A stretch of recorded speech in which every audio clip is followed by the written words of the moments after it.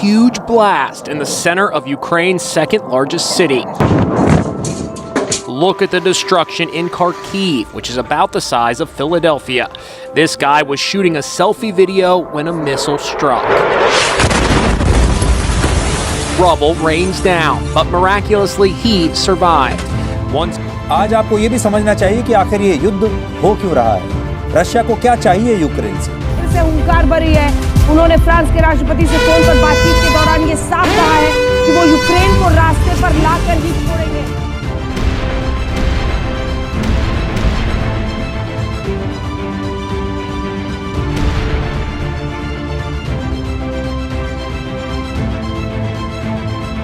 और अगर अब यही साइकोलॉजी यूएस रशिया अपनाता है कि भाई नहीं, मेरे को तुम घेर नहीं सकते, क्योंकि वो तो घेर रहे हैं। उन्होंने ऊपर से लेके नीचे तक तो सारा रशिया घेर लिया, सिर्फ दो कंट्रियां तो रह गई, बेलारूस और यूक्रेन। वॉर किसी भी कंट्री के लिए, किसी भी देश के लिए कभी भी फायदेमंद साबित नहीं हुआ है। या तो यूक्रेन का जो प्रेसिडेंट था उस वक्त, उसने जब इस ट्रीटी पे साइन करने से मना कर दिया, अगर वो चीज ना होती तो शायद अब तक हम देखते कि Ukraine is a part of Europe. आप लोग अब झंडे ले लेके यूक्रेन की सड़कों पे चल रहे हो, आज उन्हें अपने फ्लैग की कीमत पता चल रही है, तो कीमत बनाने से बनी ना। यही फ्लैग की कीमत पाकिस्तान के जो स्टूडेंट्स गए उनकी तो नहीं बन रही।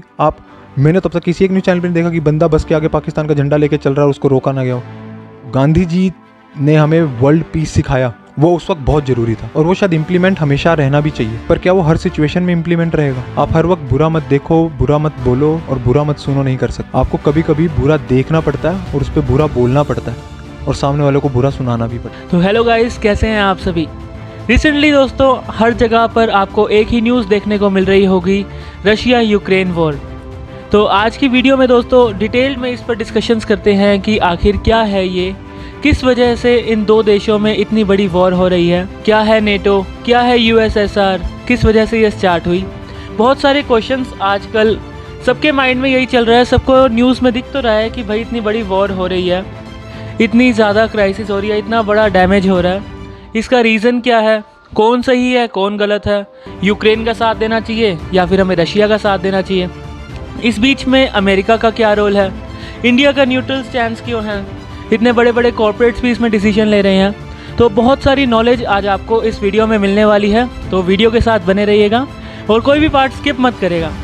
तो आज हमने अपने स्पेशल गेस्ट को बुलाया यहाँ पर, मिस्टर समर्थ को। तो समर्थ भैया, सबसे पहले आप हमें बताएं कि ये जो रशिया और यूक्रेन है इसकी हिस्ट्री क्या है? रशिया और यूक्रेन की हिस्ट्री जानने से पहले हमें एक टर्म को समझना बहुत ज़रूरी है, जो कि यूक्रेन का ही पहला नाम था, पोल्टावा। तो यूक्रेन पहले से ही यूक्रेन नहीं था, वो एक अलग राज्य था which was ruled by a very good emperor. और पोल्टावा में 1709 में जब वॉर हुआ सबसे पहली बार, तब रशियन एम्पायर ने पोल्टावा को टेक ओवर कर लिया था। एंड फ्रॉम दैट टाइम वो हमेशा से ही रशियन एम्पायर का पार्ट रहा, जिसके अंदर रशियन एम्पायर ने ही सारी प्रोग्रेस डेवलपमेंट्स लाई उस देश के अंदर। बट बिकॉज तब तक वेस्टर्न कंट्रीज ने देखा कि ये एक सुपर पावर की तरह मर्ज हो रहा है रशियन एम्पायर, और जैसे कि आप जानते हैं वेस्टर्न कंट्रीज का सबसे बेस्ट तरीका है किसी भी चीज़ को रूल करने का, डिवाइड एंड रूल। उन्होंने सोचा क्यों ना हम इस एम्पायर को भी डिवाइड करें और उसको किसी भी तरह रूल में लाएं। तो उन्होंने दो सुपर पावर्स को आपस में लड़वा दिया, जो कि हैप्पीली रह रही थी पिछले 200 सालों से, जो कि पोल्टावा और रशियन एम्पायर थी। जैसे ही इस चीज़ को धीरे धीरे उन्होंने वेस्टर्न कंट्रीज ने आग लगानी शुरू करी, एक रशियन रेवोल्यूशन शुरू हुआ और 1917 के अंदर रशियन रेवोल्यूशन की वजह से पोल्टावा रशियन एम्पायर से हटके एक यूक्रेन नाम की कंट्री में बदल गया। यहां से वर्ड आया यूक्रेन। इससे पहले सिर्फ पोल्टावा था, कोई यूक्रेन नहीं था। और अब जब यूक्रेन बन ही गया था, तब उन्होंने देखा रशियन एम्पायर ने कि हम comparative to the western countries बहुत ज़्यादा वीक होते जा रहे हैं, तो हम क्यों ना कुछ ऐसा करें कि हम as a strong power, as a strong nation emerge हों। तो अब तक जो वर्ल्ड में किसी ने नहीं देखा था, उस चीज़ की डेवलपमेंट हुई, वो थी यूएसएसआर, जिसके अंदर बहुत से देशों ने मिलकर एक ऐसा रिपब्लिकन बनाया जो कि इतना स्ट्रांग था कि कोई उसको आसानी से टेक ओवर ना कर पाए। और ये बात ऑब्वियस ही है कि वेस्टर्न कंट्रीज़ को बिल्कुल भी अच्छी नहीं लगी और उन्होंने किसी भी तरह इनको तोड़ने की फिर से कोशिश करी। और ये जो यूएसएसआर बना था, ये बना था 1921 में। तो मतलब 1917 से लेके 1921 तक पहले यूक्रेन एक बार अपनी इंडिपेंडेंस ले चुका था और एंजॉय कर चुका था। अब जब ये इंडिपेंडेंस दोबारा से उससे छिन गई 1921 में, इस चीज़ का फ़ायदा उठाया वेस्टर्न गवर्नमेंट्स ने, वेस्टर्न रूलर्स ने। उन्होंने उस आग को बुझने नहीं दिया। उन्होंने कहा कि हम तुम्हें हमेशा से ही एक अलग देश देखना चाहते हैं, अलग राज्य बनाएंगे, अलग नेशन बनाएंगे, सोवेरियन बनाएंगे, पर तुम हार मत मानो, हम तुम्हें यूएसएसआर से अलग कर देंगे। और यूएसएसआर जब फॉर्म हुआ, वर्ल्ड वॉर II ख़त्म हुआ, जापान ने इतनी बड़ी डिज़ास्ट्रस चीज़ देखी हिरोशिमा नागासाकी पे, तब ये डिसाइड कर लिया गया था कि किसी भी वॉर में न्यूक्लियर हेड्स को यूज़ नहीं किया जाएगा। और यही एक रीज़न था जिसकी वजह से बर्थ हुआ कोल्ड वॉर का, between western countries and USSR. अब ये कोल्ड वॉर था क्या? कोल्ड वॉर था कि ये जो बाउंड्री है रशिया की, नॉट रशिया सॉरी, यूएसएसआर की, जो बाउंड्री है यूएसएसआर की जो कि यूरोपियन कंट्रीज को टच कर रही है, उस लाइन को किसी भी तरह यूरोपियन एम्पायर अपना एम्पायर बढ़ाने की वजह से उस चीज़ को टेक ओवर करना चाहती थी। अब उस चीज़ को टेक ओवर करने के लिए कोल्ड वॉर चल ही रहा था। कभी कभी यूएसएसआर वीक पड़ता था, कभी वेस्टर्न कंट्रीज वीक पड़ती थी, और किसी ही तरह वेस्टर्न कंट्रीज ने इस पे जीत हासिल कर ली 1991। और यूएसएसआर जो कि इतना बड़ा रिपब्लिकन राज्य था, वो टूट के 15 देशों में तब्दील हो गया, जिसमें से रशिया एक था जो कि स्ट्रॉन्गेस्ट पावर था, और यूक्रेन जो सेकंड स्ट्रॉन्गेस्ट पावर था। तो वेस्टर्न कंट्रीज ने अभी भी यूक्रेन को छोड़ा नहीं, उन्होंने उसको दोबारा बनाया। भले ही उन्होंने अलग 13-14 देश और बनाए, पर उन्होंने यूक्रेन को एक सेकंड लार्जेस्ट देश बनाया ही। अब उसका रीज़न आप पूछोगे कि ऐसा क्यों है, कि यूक्रेन ही क्यों, कोई और देश क्यों नहीं? सबसे बड़ी बात है, तो यूक्रेन सिर्फ इसीलिए क्योंकि यूक्रेन एक ऐसी बाउंड्री थी, यूक्रेन और उसके ऊपर जस्ट अबव बेलारूस, वो एक ऐसी बाउंड्री थी जो कि यूरोप को और रशिया को अलग कर रही थी। वो एक देश, क्योंकि वो एक स्ट्रॉन्ग देश था, वो क्या कर रहा था, वो एक पिलर की तरह इस्तेमाल हो रहा था, कि एक डैम की तरह, कि यहाँ का पानी इस तरफ ना आए। तो एक डैम था एक तरह का, कि जो कि बाकी कंट्रीज जो कि यूक्रेन से इधर की तरफ थी, जैसे कि लटाविया हो गई, लिथुआनिया हो गई, बेलारूस हो गई, यूक्रेन हो गया, एस्टोनिया हो गया जो कि ऊपर है यूक्रेन के, ये सारी इस तरफ हो गई, पोलैंड हो गई। ये सारी कंट्रीज को किसी भी तरह फ्री करना था। किस चीज़ से? क्योंकि यूएसएसआर का मानना था कि हम बिलीव करते हैं कैपिटलिस्ट इकोनॉमी के अंदर, और जो कि उनके लिए फ़ायदेमंद भी थी यूएसएसआर के लिए, क्योंकि वो कैपिटलिस्ट इकोनॉमी के होते हुए वो सारे देशों को ग्रो भी करवा रही थी। और जैसे कि आज भी चाइना अभी भी कैपिटलिस्ट इकोनॉमी में बिलीव करते हैं और अभी भी ग्रो कर रही है। तो यहाँ पे कोई फैक्ट नहीं है कि कैपिटलिस्ट इकोनॉमी किसी तरह की गलत थी, पर वेस्टर्न कंट्रीज बिलीव करती थी कि हम डेमोक्रेसी लाएंगे, जो कि अपनी तरफ में वो अपने अलग एडवांटेजेस और डिसएडवांटेजेस लेके आ रही थी। पर क्योंकि वेस्टर्न कंट्रीज हमेशा से अपना इन्फ्लुएंस चाहती थी पूरे वर्ल्ड के ऊपर, तो उन्होंने डिसाइड किया कि हम इन देशों को भी डेमोक्रेटिक बनाएंगे। और उन्होंने धीरे धीरे, जब ये 1991 में टूटा, तो उन्होंने एक ट्रीटी बना ली नेटो के नाम से, which was North Atlantic Treaty Organization, जिसके अंदर ये क्लियरली मेंशन था कि ये जो देश हैं जो नेटो का पार्ट हैं, अगर इनके ऊपर कोई भी इन्वेड करने की कोशिश करता है तो सारे देश एक साथ मिलकर उस एक देश पे अटैक करेंगे। जो कि एक तरह का देखा जाए तो वही चीज़ है जो कि यूएसएसआर ने करी थी। यूएसएसआर ने भी यही किया था, देशों को इकट्ठा किया था कि कल को हमारे ऊपर कोई हमला करता है, क्योंकि वर्ल्ड वॉर चल रहा है, वर्ल्ड वॉर, तो हम अपने आप को उस चीज़ से बचा सकें। तो नेटो ने भी एक तरह से एक फैंसी नाम देके एक ऑर्गेनाइजेशन बनाई कि हम मेक श्योर करेंगे कि कोई भी यूरोपियन कंट्री और अमेरिका के ऊपर कोई वॉर करता है तो सारे मिलके उस पर अटैक करेंगे, जिस वजह से एक बहुत ही स्ट्रांग इमर्जिंग पावर बन के सामने आई। और उस कॉन्ट्रैक्ट के तहत लिखा हुआ था कि अब यही कंट्रीज हैं, और यूएसएसआर तब तक 15 कंट्रीज में डिवाइड हो चुका था, तो यूएसएसआर ने इसको एज ए थ्रेट नहीं लिया। ठीक है, अब जब यूएसएसआर ने इसे एज ए थ्रेट नहीं लिया, नेटो ने क्या किया, उन्होंने धीरे धीरे अपनी बाउंड्रीज बनानी शुरू करी। उन्होंने वादा यूक्रेन से किया हुआ है कि वो यूक्रेन को फ्री नेशन बनाएंगे, पर अभी वो यूक्रेन को नहीं बना रहे हैं। वो यूक्रेन से वेस्ट की तरफ जितनी भी कंट्रीज हैं, उन्होंने उनको धीरे धीरे नेटो का पार्ट बनाना शुरू कर दिया। तो इसी तरह से सबसे पहले 3 देश बन गए नेटो का पार्ट, जो कि बने समवेयर अराउंड 1999 में। अब नेटो चल रहा है 1991 से बिल्कुल अच्छी तरीके से। It's been more than 8 years। किसी तरह की कोई हलचल नहीं है वर्ल्ड के अंदर, किसी भी तरह की कोई हलचल नहीं है वर्ल्ड के अंदर। अचानक ही जो कि उनका मेन एजेंडा था, जो कि था यूएसएसआर को तोड़ना, नहीं, उनका एजेंडा था अपने आप को more strong and more powerful बनाना, जो कि वर्ल्ड समझ चुका था तब तक। और उन्होंने वही चीज़ करी। उन्होंने जो 6 कंट्रीज जो रशिया के बॉर्डर पे थी, उससे इधर की 3 कंट्रीज जो कि थी चेक रिपब्लिक, पोलैंड और हंगरी, 1999 में उन्होंने उनको नेटो का पार्ट बना दिया। अब जैसे ही वो नेटो का पार्ट बनी, रशियन बॉर्डर्स के और करीब नेटो की फोर्सेस आ गई। अब नेटो की फोर्सेस का मतलब है यूरोपियन एंड अमेरिकन फोर्सेस उसके पास आ गई। अब जैसे ही ये फोर्सेस पास आई, रशियन गवर्नमेंट को थोड़ी सी तो हिचक हुई कि ऐसा क्यों हो रहा है, और उन्होंने इसका विरोध भी किया। ऐसी बात नहीं कि उन्होंने उसका विरोध नहीं किया, उन्होंने उसका विरोध भी किया। और उस विरोध के चलते ही जो 1991 में जब यूक्रेन अलग हुआ था, आधी से ज़्यादा आर्सेनल जो कि रशिया ने बनाई थी वो यूक्रेन के पास चली गई थी, क्योंकि रशिया ने वो सारी आर्सेनल यूक्रेन में इंस्टॉल कर रखी थी, यूक्रेन और बेलारूस में, ताकि वो यूरोपियन कंट्रीज को यूएसएसआर में घुसने से रोक सकें। तो अगर हम देखें, अगर वो यूरोपियन बॉर्डर पे आर्सेनल्स लगी हुई हैं, अब जब देश आज़ाद किया उन्होंने, तो अभी भी तो यूरोपियन कंट्रीज अलग थी, रशिया अलग था। देखा जाए तो यूरोपियन कंट्रीज और रशिया अभी भी अलग है, और बीच में ये 6-7 देश हैं। यूक्रेन ने क्या किया, उसने जितने भी आर्सेनल्स थे यूरोपियन बॉर्डर से हटा के रशियन बॉर्डर पे लगा दिए कि वो हमें इन्वेड ना कर ले। किसके कहने पे? नेटो के कहने पे।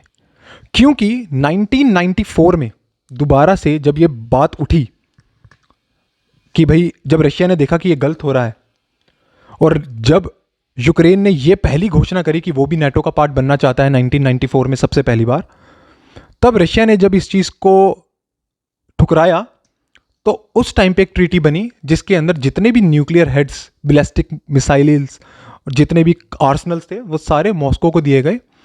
और ये ट्रीटी साइन हुई कि मॉस्को और Russia will prevent Ukraine from any western attack. ठीक है, even they will not also invade them. ये ट्रीटी साइन हो गई। पर अब 1994 में जब नेटो ने ये घोषणा करी कि वो भी नेटो का पार्ट बनना चाहता है, it's a kind of a threat for Russia, क्योंकि जो फोर्सेस अभी यूरोपियन बॉर्डर पे खड़ी हैं नेटो की, वो रशिया के और करीब आ जाएंगी, और जो कि स्ट्रेट कंपेटिटर है यूएस का। रशिया इस चीज के ऊपर बिल्कुल भी नहीं माना, और उस समय यूक्रेन इंटरनली 2 टुकड़ों में डिवाइड हो गया, जो कि एक वेस्टर्न यूक्रेन और ईस्टर्न यूक्रेन था।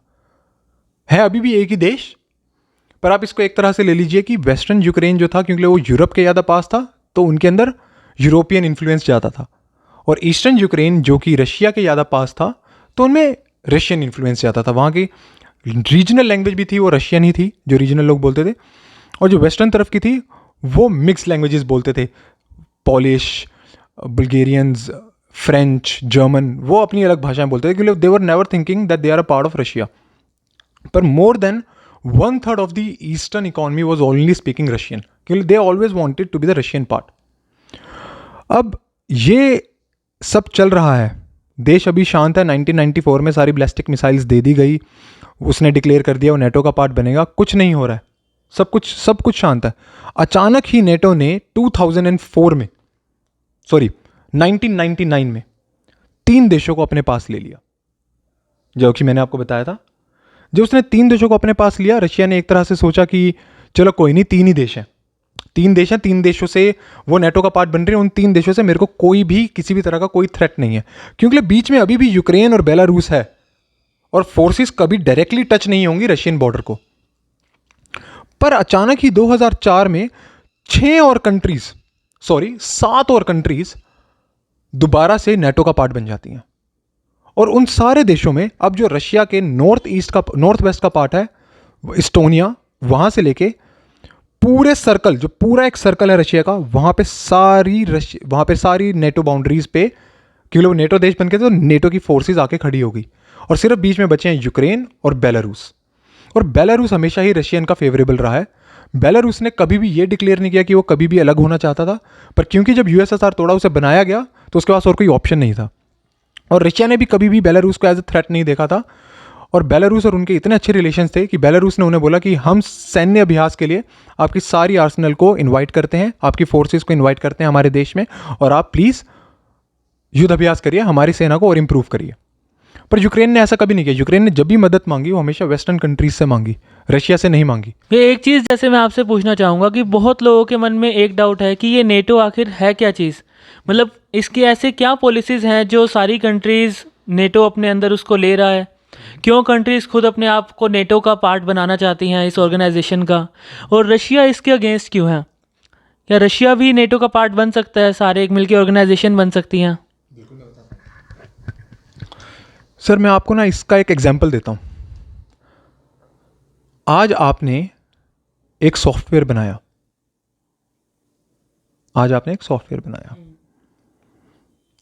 अब आप ही की क्लास के लड़के ने देखा कि ये सॉफ्टवेयर तो बहुत ही स्ट्रांग है और एक बार इम्प्लीमेंट भी हो चुका है, तो इसकी वर्किंग भी टेस्ट हो चुकी है। तो उसने क्या किया, उसने क्लास के बाकी बच्चों को लेके सेम सॉफ्टवेयर बनाया और क्लेम किया कि हमने बनाया। कैसा लगेगा आपको? आप तो कहोगे ये तो मेरा आइडिया था, मैंने ये चीज इंप्लीमेंट करी थी अपने आप को स्ट्रांग बनाने के लिए। और आपने क्या किया, आपने ये चीज इंप्लीमेंट करी अपने आप को स्ट्रांग बनाने के लिए, जिसमें कोई भी दिक्कत नहीं है। क्योंकि जब यूएसएसआर का मोटिव यही था कि उसने एक डिजाइन बनाया कि मैं देशों को इकट्ठा करूंगा ताकि हम पे वेस्टर्न कंट्रीज अटैक ना करें। वेस्टर्न कंट्रीज ने अपना नेटो बनाया, पर कभी भी यूएसएसआर ने कंट्रीज को और कंट्रीज को इंक्लूड नहीं किया। पर नेटो ने क्या किया, धीरे धीरे करके और कंट्रीज को इंक्लूड करना शुरू कर दिया, डिवाइड करके अपने अंदर मिला। हाँ, उन्होंने क्या किया, पहले यूएसएसआर को तोड़ा और यूएसएसआर की कंट्रीज को, मतलब कि आपके दोस्त जो आपके साथ थे, आज मैं आपसे दोस्ती तोड़वा के अपने दोस्त बनाने शुरू कर दूं और आप ही के बारे में बुरा भला कहूं, आपको कैसा लगेगा? तो अब ये देखिए, रशिया आप हैं और मैं हूं सपोज करिए अमेरिका। आपको कैसा लगेगा कि आप ही के दोस्त, आपके पड़ोसी, आपसे हजारों मील दूर एक देश है, उससे दोस्ती कर रहे हैं, मेरी दीवार आपकी दीवार घर की एक है, आप मुझे कुछ भी नहीं बता रहे। तो ये है नेटो की पॉलिसीज थी कि हम ये जो गिनती के देश हैं, इसके ऊपर कोई भी कंट्री अगर कभी भी वॉर पे आती है तो हम सारी कंट्रीज एक साथ हो जाएंगी और उससे लड़ेंगी, हम इन्वेजन नहीं होने देंगे और उसके ऊपर ट्रीटीज लगाएंगे, उनके ऊपर पॉलिसीज लगाएंगे, उनके कैपिटल को गिराएंगे, उनके एक्सपोर्ट्स इंपोर्ट्स पे बैन लगाएंगे, गुड्स एंड सर्विसेज पे बैन लगाएंगे, उनकी डिमांड सप्लाई चेन को डिस्ट्रॉय करेंगे ताकि किसी भी तरह वो वॉर पे ना आए इन देशों में से किसी एक देश में से। पर अगर वो वहीं तक रहती तो बिल्कुल ठीक रहता। उन्होंने 1999 में 3 देशों को ले लिया जो कि पहले यूएसएसआर का पार्ट थी, और तुम्हें पता है कि तुम्हारा कोल्ड वॉर चल रहा है रशिया के साथ, उस वक्त सॉरी रशिया नहीं यूएसएसआर के साथ, तुम्हारा कोल्ड वॉर चल रहा है यूएसएसआर के साथ। 1991 में तुमने 15 कंट्रीज डिवाइड करी जिसमें सब तुमने 3 अपने अंदर ले ली। अब फिर तुमने 2004 में 7 कंट्रीज और ले ली और अब तुम यूक्रेन को भी कह रहे हो कि तुम मेरा पार्ट बन जाओ। तो मेन जो ये आज रशिया यूक्रेन की वॉर हो रही है उसका रीजन ये है, मेन रीजन ये है कि यूएसएसआर अब रशिया ये कहता है कि जब तक हम यूएसएसआर थे हम पे किसी ने हमला नहीं किया, अब धीरे धीरे कल को मेरे पे कोई हमला ना कर दे। क्योंकि यूएस ने भी तो यही साइकोलॉजी करी थी वर्ल्ड वॉर 2 के टाइम पे, जब जापान इतनी बड़ी पावर बन चुका था, उन्होंने क्यों न्यूक्लियर बम गिरे? उनको थ्रेट था ना कि कल को ये हमारे ऊपर अटैक ना कर दें। क्योंकि चाइना के ऊपर तो जापान का इतना बड़ा राज था, पूरा रूल कर रहा था जापान चाइना को, तो उन्होंने देखा कि ये तो हमारे लिए थ्रेट है, भली है नहीं है वो तो शायद किसी पैरेलल यूनिवर्स में ही पता लगे हमें कि था या नहीं था, पर उन्होंने ये सोचा ना कि वो हमारे लिए थ्रेट है, तो उन्होंने उसी वक्त उन पे भी अटैक कर दिया। अब अगर यही साइकोलॉजी रशिया अपना रहा है तो रशिया गलत है। मैं तो सिर्फ अपने फैक्ट बता रहा हूं कि मेरे को नहीं लगता कि रशिया यहां पे गलत है कि अगर वो ये कहता है कि मैं यूएसएसआर को दोबारा बनाना चाहता हूं। क्योंकि जब यूएसएसआर था उसने किसी पे अटैक नहीं किया, पर मैंने जहां तक देखा हमेशा वेस्टर्न कंट्रीज ने अटैक ही किया, यूरोपियन कंट्रीज ने हमेशा अटैक ही किया, इन्वेड ही किया, रूल ही किया। अगर मैं सबसे बड़ी यूरोपियन कंट्री की बात करूं, ब्रिटिश एम्पायर, उन्होंने तो आधी दुनिया पे राज किया। और जहां तक मैं बात करूं अमेरिका की, जो वर्ल्ड पीस की सबसे ज्यादा बात करती हैं, सबसे ज्यादा अगर किसी रेस को किसी नेशन ने एक्सप्लॉइट किया है तो ये अमेरिका है। 300-400 साल they have just exploited the black race, bringing people from Africa to their countries as a slave. पहले तुम ही ने जुर्म किया, फिर तुमने ही यूएन खड़ा कर दिया, ह्यूमन राइट्स खड़ा कर दिया कि अब ऐसा कोई नहीं करेगा। अरे तुमने तो कर दिया। और अगर अब यही साइकोलॉजी यूएस रशिया अपनाता है कि भाई नहीं, मेरे को तुम घेर नहीं सकते, क्योंकि वो तो घेर रहे हैं। उन्होंने ऊपर से लेके नीचे तक तो सारा रशिया घेर लिया। सिर्फ 2 कंट्रियां तो रह गई, बेलारूस और यूक्रेन, जिसमें उनका बस ही नहीं चल रहा बेलारूस के ऊपर, क्योंकि उनके सारी जो बेलारूस की जितनी भी आज तक गवर्नमेंट आई है वो सारी रशियन फ्रेंड गवर्नमेंट्स आई हैं।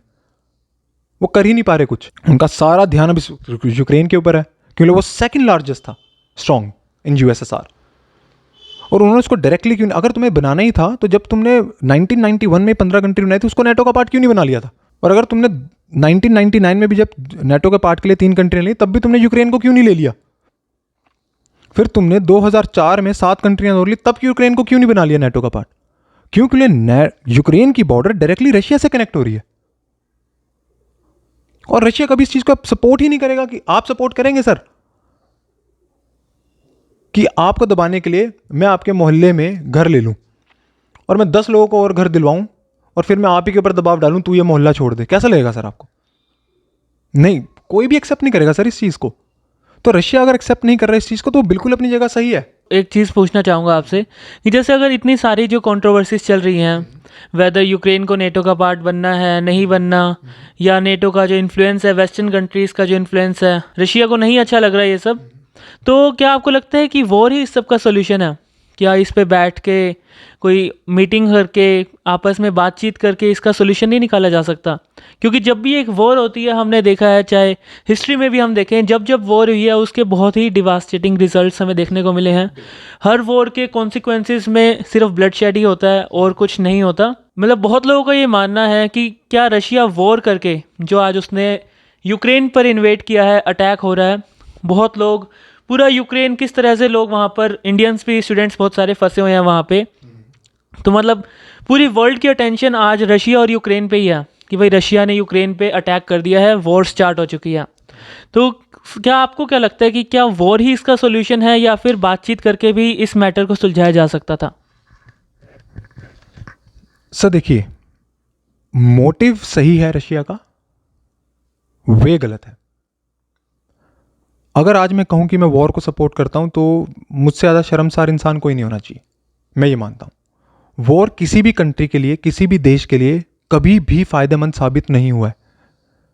और ये चीज़ वेस्टर्न कंट्रीज अच्छे से जानती हैं, क्योंकि वॉर से सबसे ज़्यादा फायदा ही वेस्टर्न कंट्रीज को हो रहा है।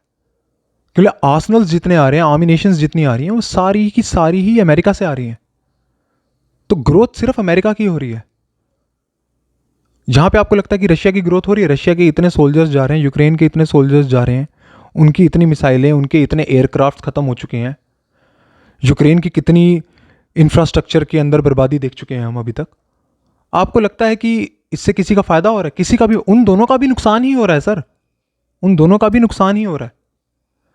पर बात यहां पे ये है कि आप ये देखिए कि जब 1994 में यूक्रेन ने डिक्लेयर किया कि वो नेटो का पार्ट बनना चाहता है, जब उसने अपने सारे आर्सनल्स मॉस्को को दिए, फिर 2013 में उसने यूरोपियन यूनियन से बात करी, वो तो आप ये कहिए कि या तो यूक्रेन का जो प्रेसिडेंट था उस वक्त, उसने जब इस ट्रीटी पे साइन करने से मना कर दिया,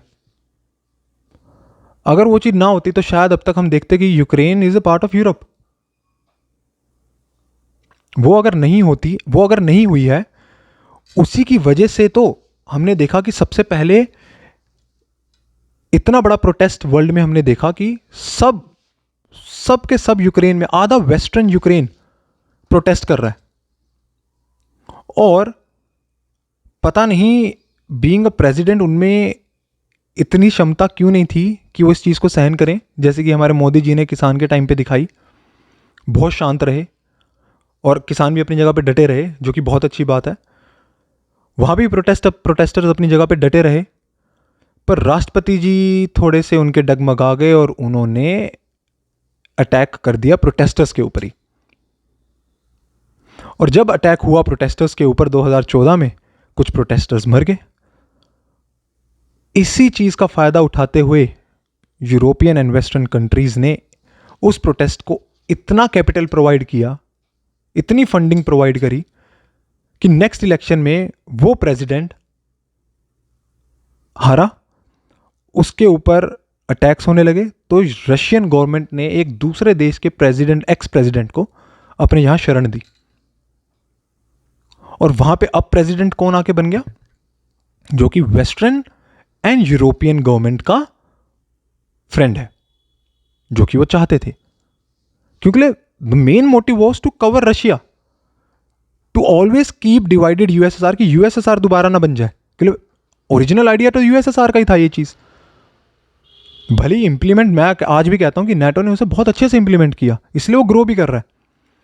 पर जितनी भी बार देखा गया है, हमेशा ही वेस्टर्न कंट्रीज ने ही अपनी बोली बात पे खड़े नहीं रहे, और उन्होंने ही हमेशा यह सिचुएशन पैदा करी कि रशिया को किसी तरह बुरा दिखाया जाए, किसी भी तरह रशिया को वर्ल्ड मैप पे बुरा दिखाया जाए। ऐसा था तो नहीं, लेकिन मैंने इससे पहले रशिया ने यूक्रेन के अलावा किसी और देश के साथ लड़ते हुए क्यों नहीं सुना? एस्टोनिया भी तो पार्ट था सर, वो भी तो नेटो बन गया। रशिया ने कुछ बोला? नहीं बोला सर। वो सिर्फ कुछ 100 किलोमीटर की बाउंड्री रशिया की कवर कर रहा है। सर हम यहां पे हजारों किलोमीटर की बाउंड्री पे नेटो की और अमेरिकन फोर्सेस की बात कर रहे हैं, जो कि रशिया के आगे खड़ी होगी। सर आप एक तरह से ये देख लीजिए कि नेटो जो है वो चाइना है, सपोज करिए, और यूक्रेन जो है वो पाकिस्तान है, हम रशिया हैं, इंडिया रशिया है। आज चाइना की बॉर्डर आके पाकिस्तान की बॉर्डर पे खड़ी हो जाए, जो कि हमारी पूरी बॉर्डर चल रही है इंडिया और पाकिस्तान की, खड़ी हो जाए, आपको क्या लगता है कि इंडिया क्या करेगी? हम अब इंतजार करें कि वो हम पे हमला करें, जो कि हमने आज से पहले हमेशा यही किया है। हमने हमेशा ही रिटेलिएट किया है, हमने कभी फोर्स का इस्तेमाल नहीं किया। पर अगर आज रशिया फोर्स का इस्तेमाल कर रहा है, वो इसलिए कर रहा है कि इस वॉर को इसलिए कर रहा है कि आने वाला वॉर बच सके उसके लोगों के ऊपर। क्योंकि आज जैसे रशिया यूक्रेन के अंदर घुसा हुआ है, कल को नेटो उसके देश के अंदर होगा और वो अपने लोगों को बचाना चाहता है। और मैंने तो हमेशा यही सुना कि precaution is better than cure.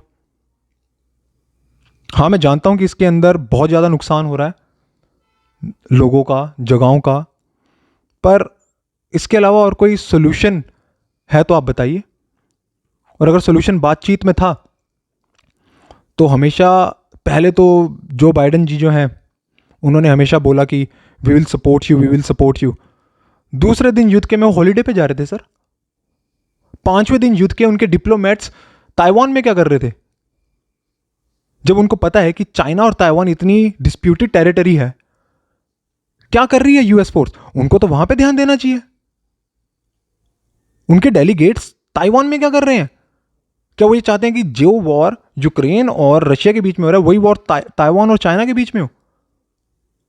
ये तो बिल्कुल भी सपोर्टिव नहीं है सर। आपने किसी को इतनी शय दी कि नहीं मैं तुम्हारे साथ हूं, मैं तुम्हारे साथ हूं, और अब आप ऐसे बीच राह में छोड़ के चले गए हो सर। आप क्या कर रहे हो रशिया के ऊपर? अब मैं बताता हूं वो क्या कर रहे हैं सर रशिया के ऊपर। अब साइकोलॉजी देखिए सर। उन्होंने रशिया के ऊपर अटैक करा, किस चीज का? इंपोर्ट एक्सपोर्ट हटाने का,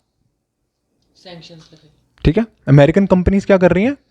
दे are banning their products in Russia.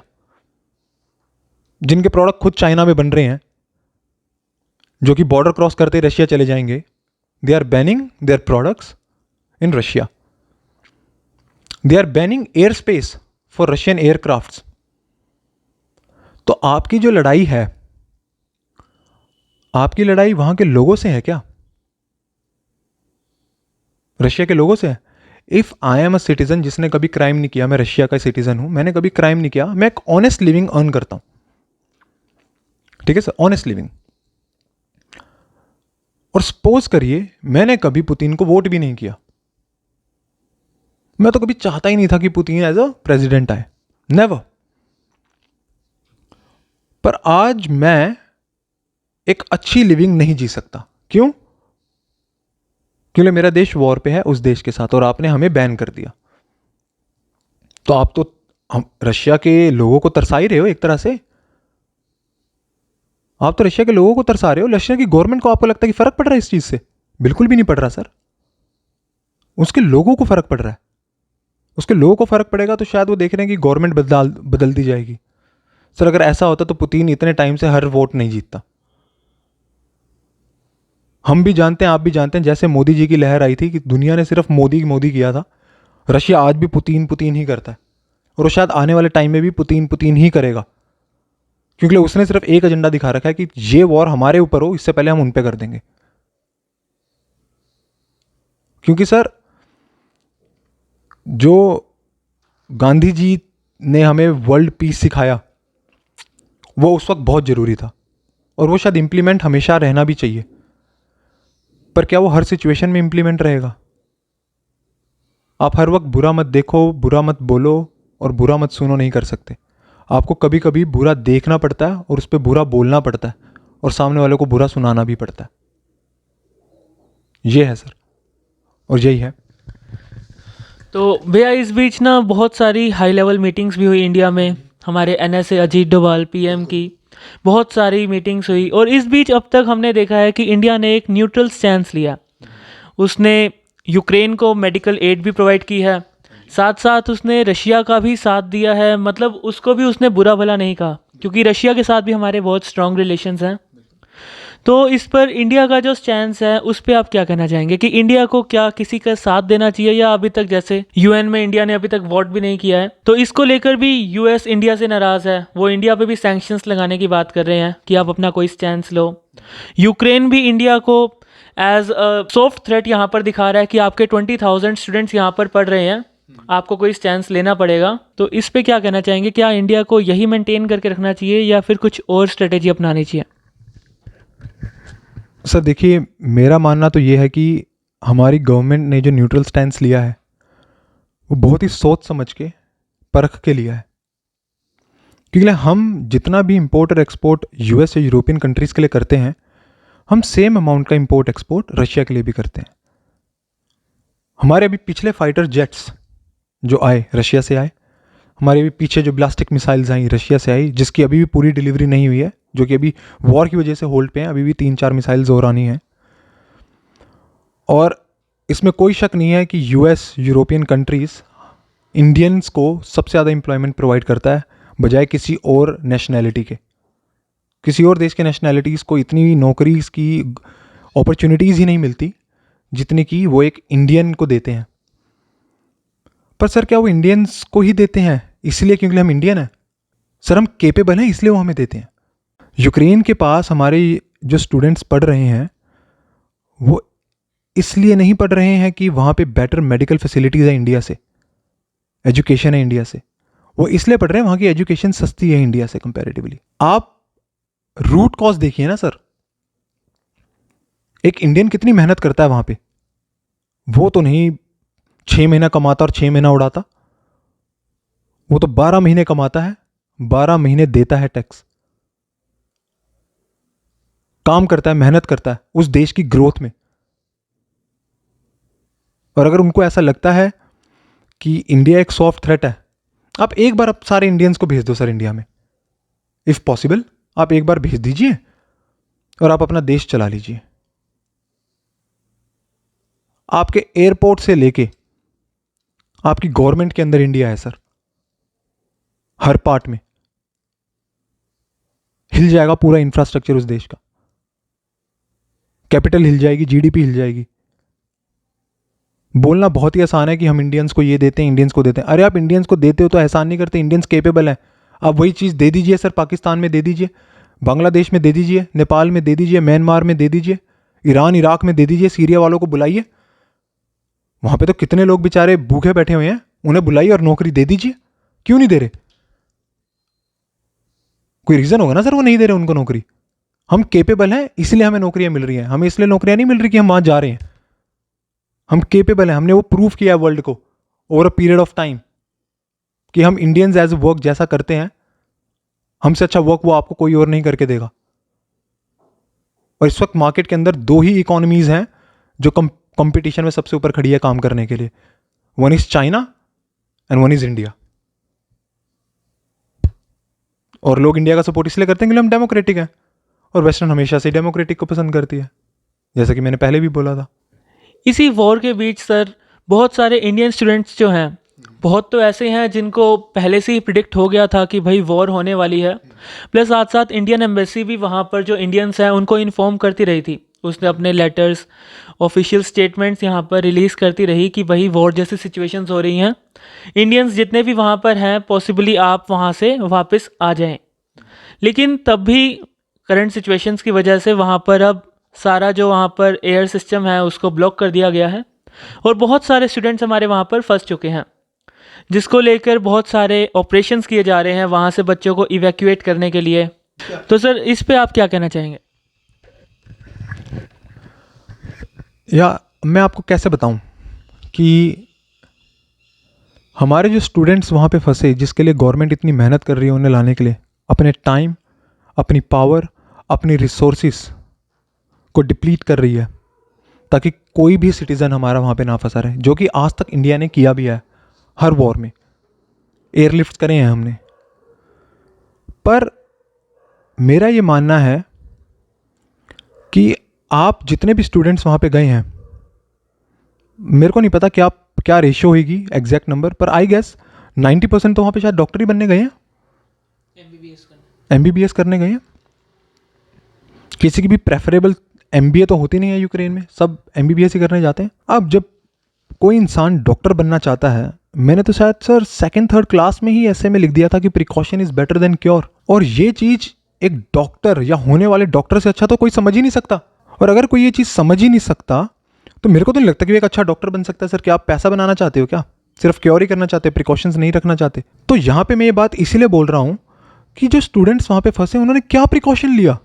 Sir आप फॉरेन कंट्री में पढ़ने गए हो, मैं मानता हूँ हमारी कंट्री का एजुकेशन इतना महंगा था MBBS के लिए कि आपको दूसरे कंट्री में जाना पड़ा, और आप शायद डॉक्टर बनने के बाद दूसरी कंट्री में ही मदद करोगे, क्योंकि वहाँ से अधिकतर तो US और कनाडा ही डॉक्टर्स उठा के ले जाता है, 80-90 रेशो। जो बाकी बचते हैं वो इंडिया में आके डॉक्टर बन जाते हैं, अपना क्लिनिक खोलते हैं।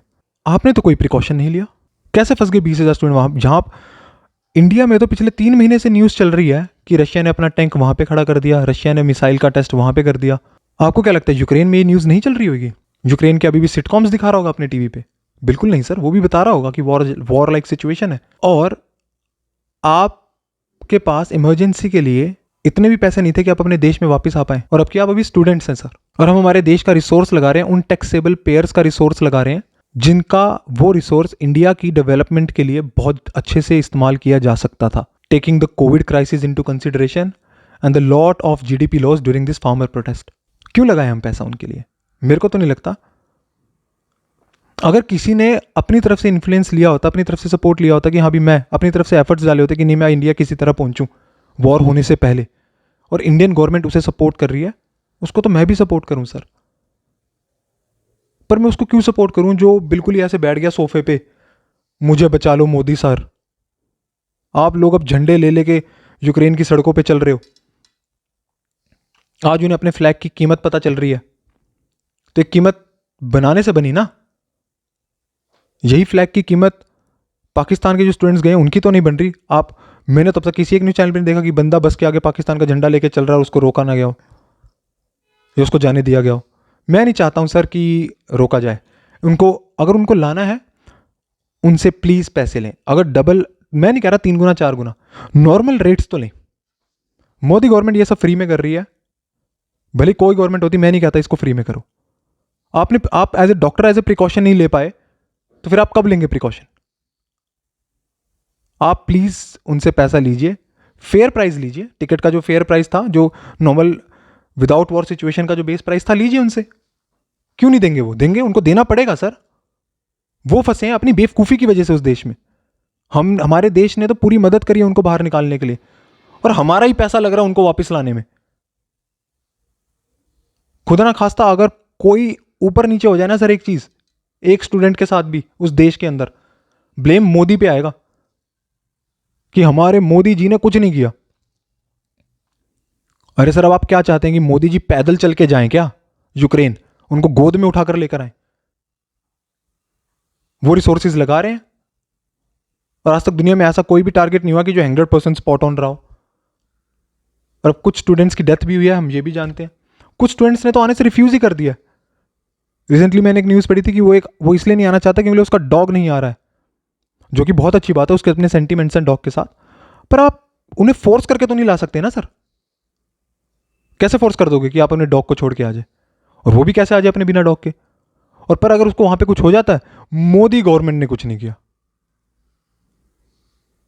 यहां पे इंडियन गवर्नमेंट नहीं बोला जाएगा, यहां पे मोदी गवर्नमेंट बोला जाएगा।